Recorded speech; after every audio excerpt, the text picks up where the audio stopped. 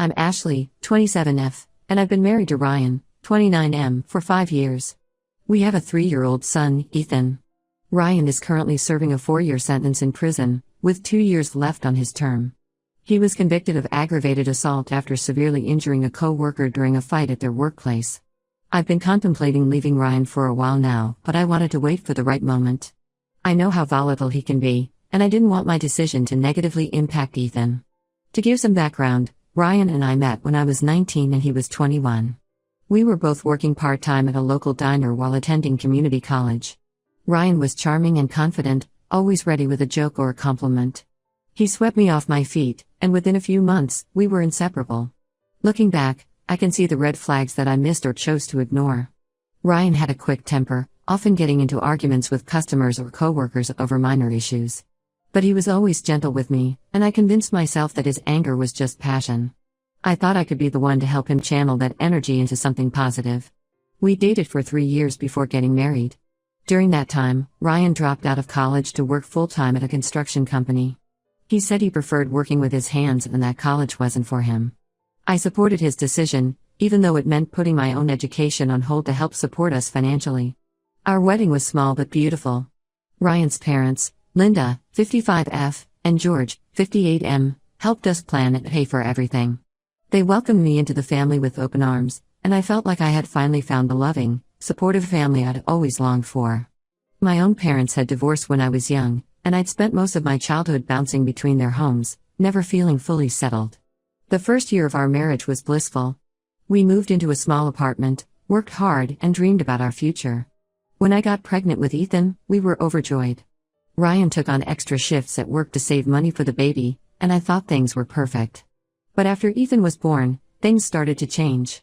Ryan became more irritable, complaining about the baby's crying and the lack of sleep. He started staying out late with his coworkers, coming home smelling of beer and cigarettes. When I confronted him about it, he'd apologize and promise to do better, but the pattern continued. As Ethan grew into a toddler, Ryan's temper became more apparent. He'd yell at Ethan for spilling his juice or making too much noise while playing. I found myself constantly trying to keep the peace, walking on eggshells to avoid setting Ryan off. The incident that led to Ryan's arrest happened when Ethan was 2. Ryan came home from work in a foul mood, complaining about a new guy on the job who was showing him up. He ranted about how the foreman was favoring this new worker, giving him the better assignments. I tried to calm him down, but he just got angrier. The next day, Ryan called me from the police station. He'd gotten into a fight with a coworker he'd been complaining about, beating the man so severely that he was hospitalized. Ryan claimed it was self-defense, that the other guy had provoked him, but the evidence suggested otherwise. The trial was a nightmare. I sat in the courtroom every day, listening to witnesses describe Ryan as a ticking time bomb, always looking for a fight. His coworkers testified about other incidents of aggression that I'd never known about. Through it all, Ryan maintained his innocence, insisting he was being set up. When the guilty verdict came down, I was shocked but also relieved. Part of me had known all along that Ryan was capable of this level of violence, but I'd been in denial. The judge sentenced him to 4 years in prison, with the possibility of early release for good behavior. The first few months after Ryan went to prison were incredibly difficult. I was suddenly a single parent, trying to juggle work and caring for Ethan while also dealing with the emotional fallout of everything that had happened. Linda and George were a huge help during this time, often babysitting Ethan or bringing us groceries when money was tight. Ryan called me constantly from prison, alternating between apologies and demands. He wanted me to visit more often, to put more money in his commissary account, to write to the judge asking for leniency. I felt torn between my loyalty to my husband and my growing realization that our relationship wasn't healthy. It was during one of these phone calls that I first started seriously considering divorce. Ryan was ranting about how unfair his sentence was, how everyone was against him. When I gently suggested that maybe he could use this time to work on his anger issues, he exploded, accusing me of not supporting him and threatening to make my life miserable if I ever left him. That conversation was a wake-up call. I realized that I'd been making excuses for Ryan's behavior for years, and that I couldn't continue to expose Ethan to this toxic environment. But I was scared. Ryan had always been the breadwinner, and I wasn't sure how I'd manage on my own. Plus, I worried about what he might do when he got out if I left him. I confided in Linda about my fears, pouring out all my worries and doubts. She listened sympathetically and offered words of encouragement. She even hinted that she'd had similar struggles with George in the past, though she didn't go into detail. I felt relieved to have someone to talk to who understood what I was going through. Over the next few months, I started making small changes. I went back to school part-time, taking online classes to finish my degree. I cut back on the money I was sending to Ryan's commissary account, telling him I needed to prioritize Ethan's needs. I also started putting aside a little money each month, building up a secret savings account just in case. Finally, last month, I worked up the courage to visit Ryan and tell him I wanted a divorce. I was terrified, but I knew it had to be done. His reaction was even worse than I'd feared. He yelled so loudly that a guard had to intervene, threatening to end the visit early. As I left, Ryan shouted that he'd never let me take Ethan away from him. Shaken but determined, I hired a lawyer the next day to start the divorce proceedings and file for full custody of Ethan. Given Ryan's history of violence and his current incarceration, I thought it would be straightforward. However, things took an unexpected turn when I received notice that Linda and George had filed for emergency custody of Ethan. I was blindsided. The custody petition used private conversations I'd had with Linda as evidence, claiming I was mentally unfit to care for Ethan. They cited my struggles with depression and the financial difficulties I'd confided in her about. I felt betrayed and scared. When I confronted Linda, she claimed she didn't know George had taken screenshots of our conversations or that he was filing for custody. She said George did it without her knowledge after Ryan had called them, ranting about how I was trying to keep Ethan from him. Linda sounded genuinely upset, but I don't know if I can trust her anymore. Now, I'm frantically preparing for the custody hearing next week. My lawyer is helping me gather evidence to prove I'm a good mother. We have character witnesses lined up, including Ethan's preschool teacher and our neighbor who often babysits. I'm also collecting financial records to show that I can provide for Ethan on my own. My lawyer suggested I get a psychological evaluation to counter George and Linda's claims about my mental state. I'm nervous about it, but I know it's necessary. I've been trying to stay strong for Ethan, but there are moments when I feel overwhelmed by everything that's happening. Part of me wonders if I'm doing the right thing. Am I wrong for wanting to keep Ethan away from his father and grandparents? I don't want him to grow up thinking it's okay to solve problems with violence, but I also don't want to deprive him of his family. I could really use some advice or words of encouragement right now. How do I protect Ethan while also ensuring he has a relationship with his family? Am I making the right decision by cutting Ryan out of our lives? I feel like I'm in over my head, and I'm terrified of losing my son. Update 1: It's been 2 months since my last post, and I want to thank everyone for their support and advice. Your words gave me strength during one of the most challenging periods of my life. The custody hearing was intense and emotionally draining. My lawyer came prepared with a solid defense, presenting evidence of my financial stability, including details about my recent promotion at work. I'd been putting in extra hours and taking on additional responsibilities, which had paid off with a significant raise. This promotion was a turning point for me, boosting my confidence and proving that I could provide for Ethan on my own. We also had several character witnesses testify about my parenting skills and devotion to Ethan. His preschool teacher spoke about how engaged I was in Ethan's education, always attending parent-teacher meetings and volunteering for school events. Our neighbor, Mrs. Thompson, testified about the time she'd babysat Ethan, describing him as a happy, well-adjusted child who clearly adored me. The most crucial piece of evidence was my recent psychological evaluation. The psychologist's report stated that while I had experienced situational depression due to the stress of my circumstances, I was mentally fit to care for Ethan. This effectively countered George and Linda's claims about my mental state. During the hearing, I learned more about the events leading up to George and Linda's custody petition. Apparently, Ryan had been calling them regularly from prison, painting a picture of me as an unfit mother who was trying to turn Ethan against him. He convinced George that the only way to ensure he'd have a relationship with Ethan after his release was to get custody now. George's lawyer tried to use my old text messages to Linda against me, quoting messages where I'd expressed feeling overwhelmed or frustrated. But my lawyer pointed out that these messages were from a particularly difficult time and didn't reflect my current mental state or ability to care for Ethan. One of the most surprising moments of the hearing came when Linda took the stand. Instead of supporting George's petition, she testified on my behalf. She described me as a loving, dedicated mother who had always put Ethan's needs first, even in the face of tremendous stress. She also revealed that George had filed a custody petition without her full knowledge or consent, and that she no longer supported it. Linda's testimony visibly shocked George, and I could see the anger on his face. It was clear that there was trouble in their relationship, mirroring the issues I'd had with Ryan. After 2 grueling days of testimony, the judge ruled in my favor. I was granted full custody of Ethan, with Ryan's parental rights temporarily suspended pending further review upon his release from prison.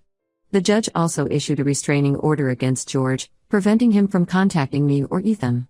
The relief I felt when the judge announced her decision was indescribable. I broke down in tears right there in the courtroom, all the stress and fear of the past months finally releasing. After the hearing, Linda approached me. She was crying too, apologizing profusely for her part in this mess. She revealed that she had left George and filed for divorce. According to her, George had become increasingly controlling and manipulative over the years, much like Ryan. She said she couldn't stand by and watch him try to take Ethan away from me. Linda's revelation brought back memories of conversations we'd had years ago, where she'd hinted at problems in her marriage. I realized now that she had been reaching out for help in her own way, just as I had been. I was hesitant to trust Linda at first, but her actions during the hearing and her genuine remorse made me reconsider. She asked if she could still be part of Ethan's life, promising to respect my boundaries and decisions. I told her I needed time to think about it, but I was open to the possibility. As for Ryan, I received a letter from him a week after the hearing. His words were filled with anger and threats, saying he would make my life hell when he gets out. The letter scared me, but it also reinforced that I had made the right decision in leaving him. I gave the letter to my lawyer, who's looking into getting a restraining order against Ryan as well. In the wake of the hearing, I've started making plans for our future. I've begun looking for a new place to live, preferably in a different town. I want a fresh start for Ethan and me, away from all this drama and painful memories. I'm considering changing our phone numbers and limiting our social media presence to make it harder for Ryan or George to find us when Ryan is released. This whole experience has been eye-opening. I've realized how strong I can be when it comes to protecting my son. I'm no longer the naive girl who thought she could change an angry man with love. I'm a mother who will do whatever it takes to give her child a safe, happy life. I still have moments of doubt, wondering if I'm doing the right thing by keeping Ethan away from his father.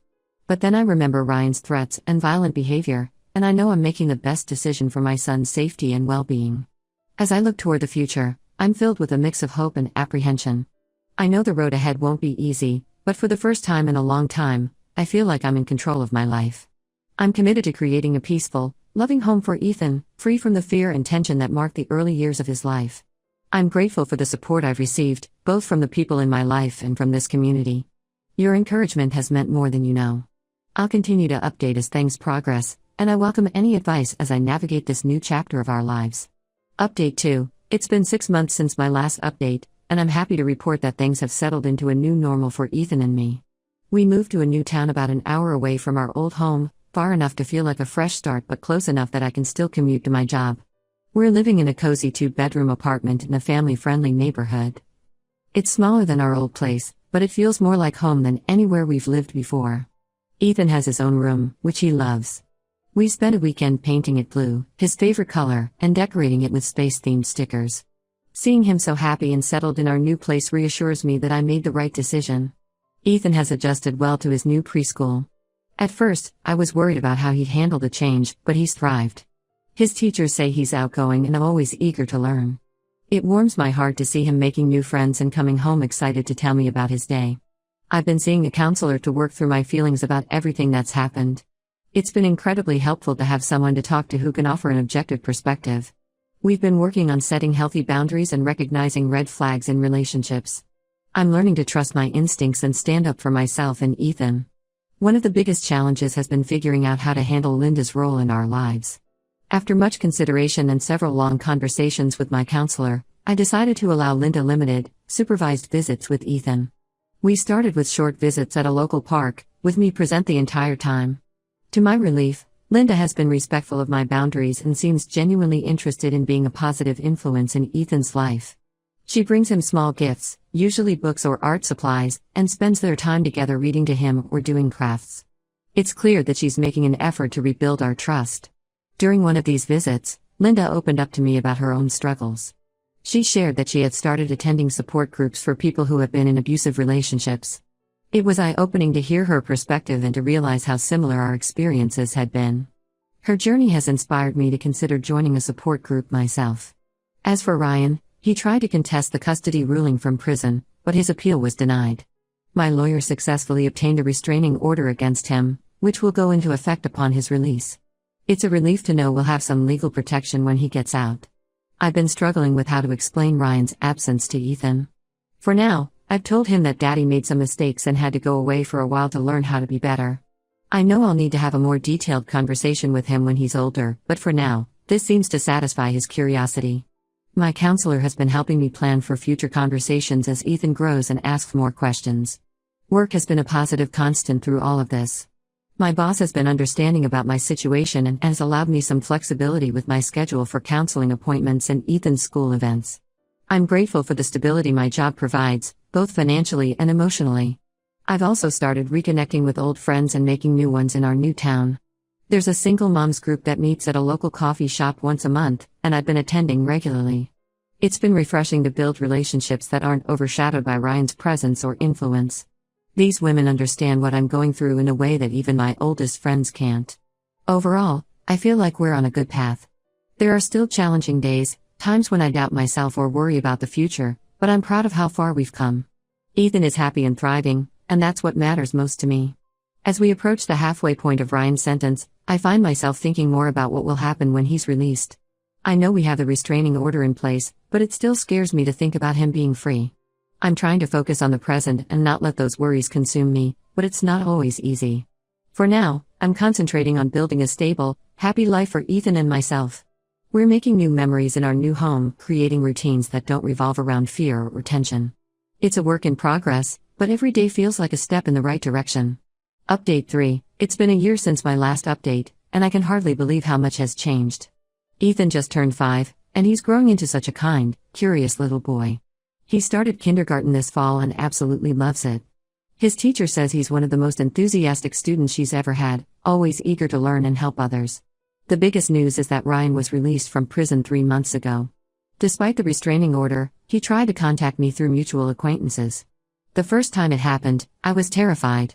I immediately reported it to my lawyer and the police. They've been monitoring the situation closely, and so far, Ryan hasn't made any direct attempts to approach us. Linda has become an unexpected ally during this time. She's been helping me document any attempts Ryan makes to circumvent the restraining order. Her support has been invaluable, and I'm grateful that she's chosen to prioritize Ethan's well-being over enabling Ryan's behavior. Our relationship has continued to improve over the past year. Linda has been attending therapy regularly, working through her own issues related to her marriage to George.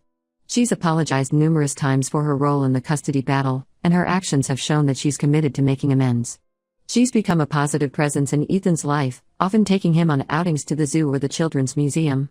I've been promoted at work, which has given us more financial stability. My new position comes with more responsibility, but also more flexibility, which has been great for balancing work and Ethan's needs. I've even started putting money aside for Ethan's future education. It feels good to be able to provide for him on my own and to be planning for his future. Ethan has been asking more questions about Ryan lately.